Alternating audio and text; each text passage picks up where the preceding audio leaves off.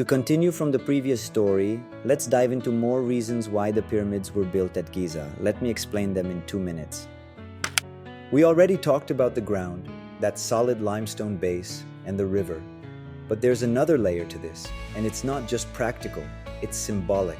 The ancient Egyptians didn't have satellites or compasses, but they had the sun, they watched it rise in the east and set in the west every single day, and from that they shaped their whole understanding of the world.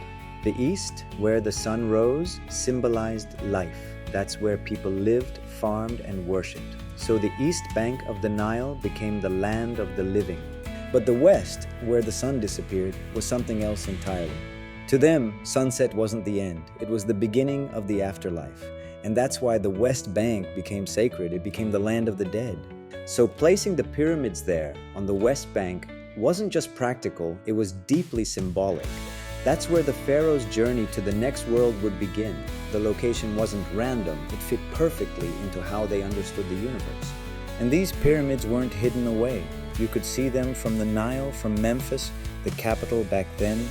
They were designed to be seen, to last, to remind everyone who looked at them, this king lived with power, and that power lives on. Even how they built them made sense. Most of the stone came right from the plateau. Only the smooth white casing stones were brought from across the river.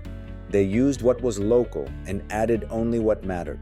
And somehow, without modern tools, they aligned the Great Pyramid almost perfectly to true north.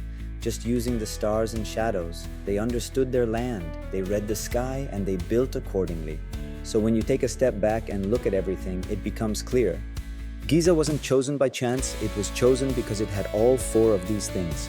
The right ground, solid limestone bedrock, stable enough to hold millions of tons. The right access, a lost branch of the Nile ran nearby, letting them move heavy stones, tools, and supplies by boat. The right symbolism, the West Bank wasn't just a location, it represented the journey to the afterlife. The right visibility, towering over the landscape, seen from the capital, reminding all who saw it, this was the center of power and eternity. It all made sense, geologically, spiritually, practically, and politically. That's why Giza. And also, that's where design beyond form begins.